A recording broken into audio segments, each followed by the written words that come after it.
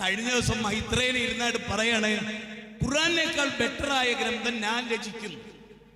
ഞാൻ അതിന്റെ ചോട്ട് പോയിട്ട് ഒറ്റ കാര്യമേ പറഞ്ഞുള്ളൂ, അങ്ങ് ഒരു ഗ്രന്ഥമൊന്നും രചിക്കണ്ട, അങ്ങ് സംസാരിക്കുമ്പോൾ ലോകത്തിന് ഉപകാരമുള്ള ഒരു വാചകം മരിക്കുന്നതിന്റെ ഇടക്ക് പറഞ്ഞാൽ മതി.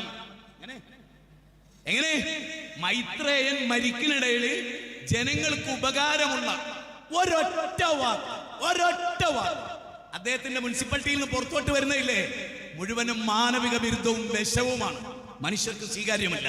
അയാളാണ് അത്രേ ഖുർആൻ പോലെ. ഖുർആൻ മയക്കുമരുന്ന് അനുവദിച്ചിട്ടില്ല. അയാൾ പറയുന്ന മയക്കുമരുന്ന് എല്ലാ വീട്ടിലും കൊണ്ടുപോയി സപ്ലൈ ചെയ്യണം.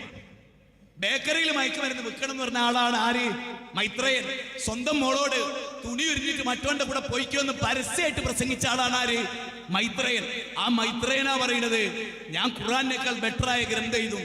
വെല്ലുവിളിക്കുന്നു. ഖുർആന്റെ ഒരധ്യായത്തിന് തുല്യമായ കണ്ടന്റ് അങ്ങക്ക് 150 ലക്ഷം വർഷം കിട്ടിയാലും എഴുതാൻ കഴിയില്ലെന്ന് ഞാൻ വെല്ലുവിളിക്കുന്നു പരസ്യമായി.